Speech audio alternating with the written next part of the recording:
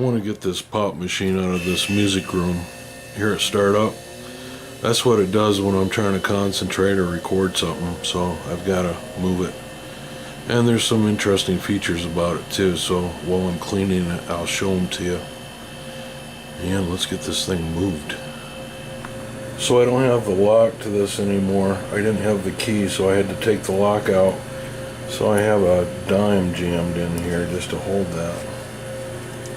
It's my security system.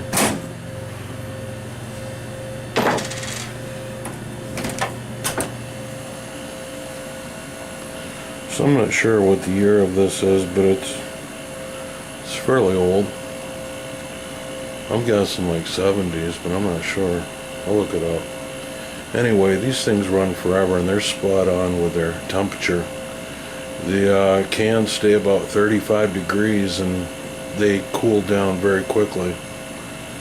It's pretty well insulated, but it is noisy and it keeps turning on and off, so that's why I'm moving it out of this room. But I still like it very much. I'll show you the coin system. Here's a look at the coin mech. It stores nickels down here for your change back.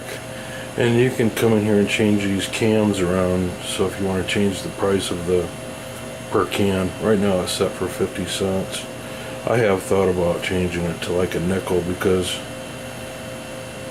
really I'm not making any profit off the machine anyway. Right here, these two tubes have nickels, and that's for change back. If you say you gave it 75 cents, it's going to give you your change back in nickels. That's how it works. And here's where the money goes, down there. Here, let's move you down some more.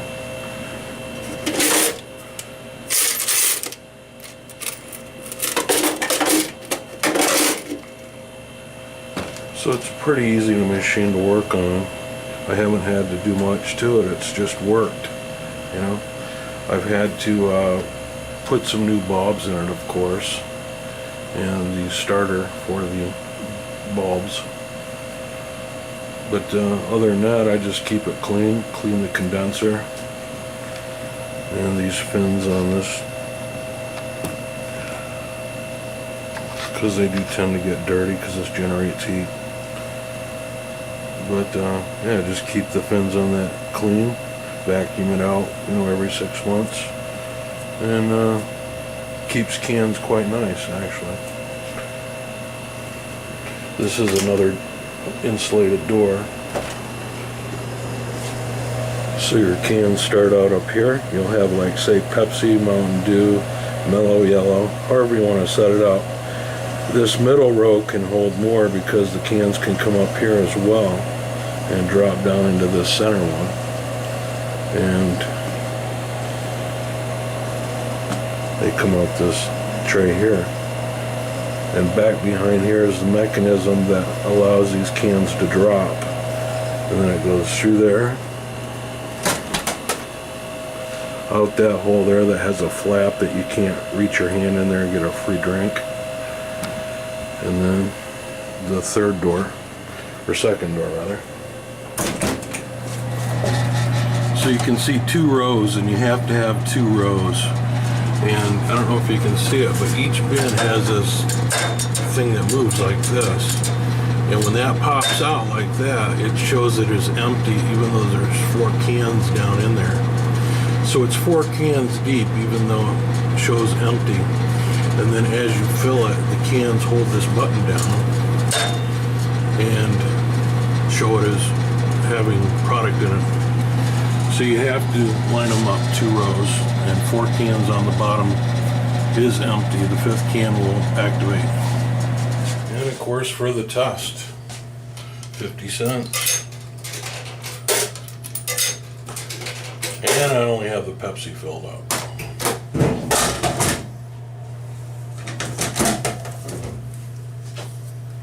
Yeah.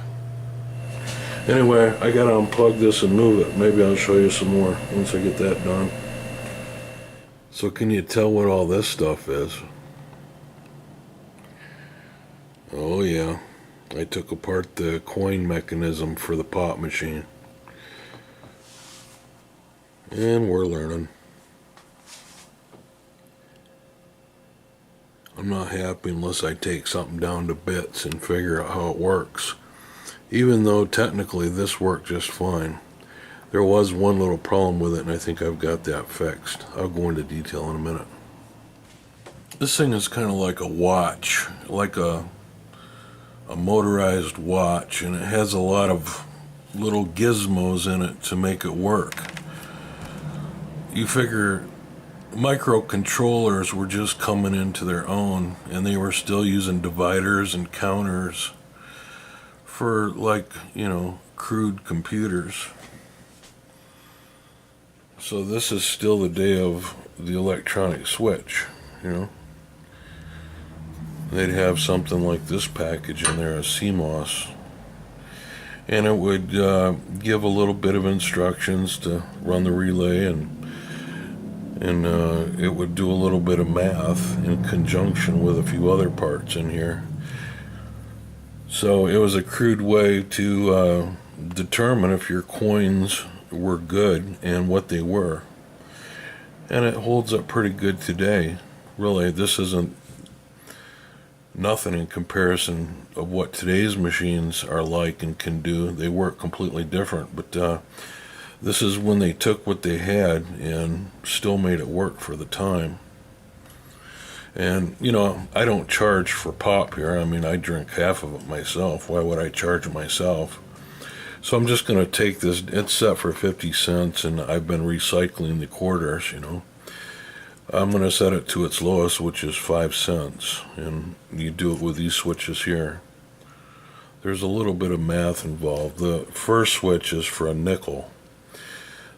Then it doubles, so 10 cents, 20 cents, and 40 cents off or on, and you just add up the ons, and that's how much a unit will cost you, or one dispense.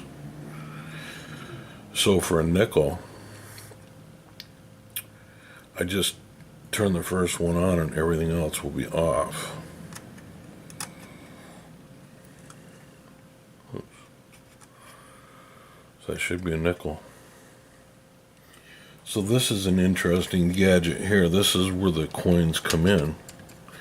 Really, the coins come in on this metal part up here, but this is basically just a chute, and they come down into here. If you push the return for the coin return, say you didn't have enough change or the machine wasn't working, and you pull this, it releases any coins that are stuck in the chamber out the bottom here. But this is actually what does your checking. The checking takes place, and then it counts the coins with these little finger mechanisms. One's for a quarter, one's for a dime, and one's for a nickel.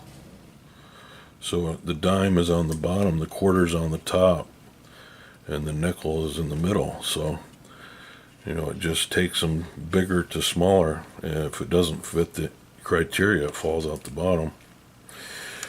This part here is the motor to return nickels. If you get change, this will figure out change. It'll dispense the change in nickels only. See, there's a reserve for nickels. This will dispense nickels. But if it owes you 10 cents, it'll give you 2 nickels. And these operate via this motor and cam system. Mine wasn't given change, but I think I got that fixed up. There's a shot of that motor. You can see the micro switch here. So the motor goes into a gearbox, and the gearbox runs as cam. This is for the nickel dispensing. And if everything works out and it takes your money and it counts to whatever it's set to, it energizes the relay and starts giving you your product. This is a pretty nice unit. They've made a lot of these units, and they got pretty good at making them. They're very, what should I say? They're very easy to work on. all the parts just kind of snap in real quick. As soon as I get this patched up, we'll stick it together and I'll show you how easy it is to go back together. Anyway, yeah, they really had it figured out when they made these. It's pretty neat, actually. All these little levers and cams that decide. There's magnets. There's little... See, there's a magnet. I don't know what each and every little spring does, but it's almost like a watch. You can see where the coins come out these different holes and spin around. It's crazy.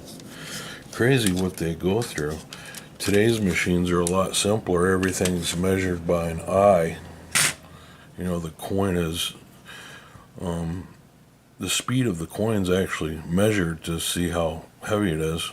And that's one of the main factors in determining the correct coin for today's machines. So in mine, what happened is a nickel or something must have got stuck in there and jammed this mechanism, and this plastic thing broke. There's actually a sleeve inside this cam, and I super glued it back together. But anyway, this part, since it's been repaired, the threads are no longer working, and this shaft is threaded, so I was figuring out what the pitch was, and I'm just going to run a tap down through there real quick before I put this back together, and then I'll be able to get this on all the way. It's got to fit right up close. So that's my fix. Compliments of super glue gel. Should hold. We'll see.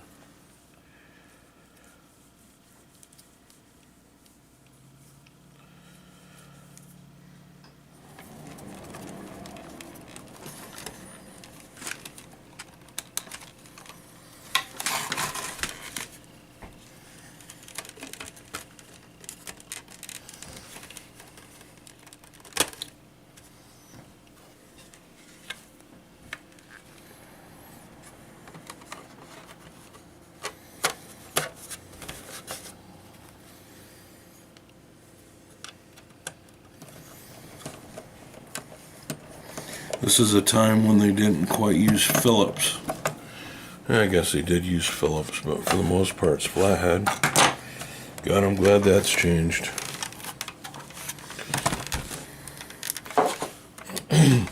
And for this part here, it just fits down in these notches like these, and then snaps in.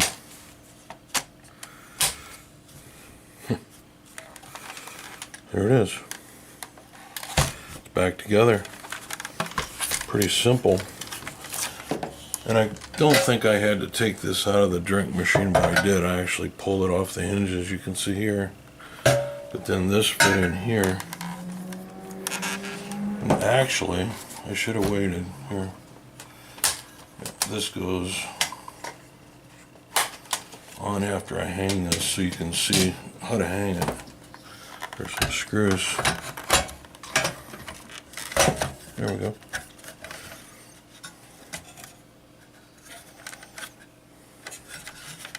I think that's good. They weren't tight and they were loose to begin with, so I'll just leave them the way they were. And you can see that that just pushes on that. So yeah, there it is over in the corner. It's really bright. In my screen I can't even see the logo, it's washed out. But then if you set the camera for the actual Pepsi sign, then the background goes dark. So what do? Add more light to the room, I guess. But anyway, I just wanted to show you where it's setting. It's fine for now. Anyway, thanks for joining me on my crazy Pepsi adventure. Sometimes it's the little things that take up all your time, and I'm just showing you what I'm up to.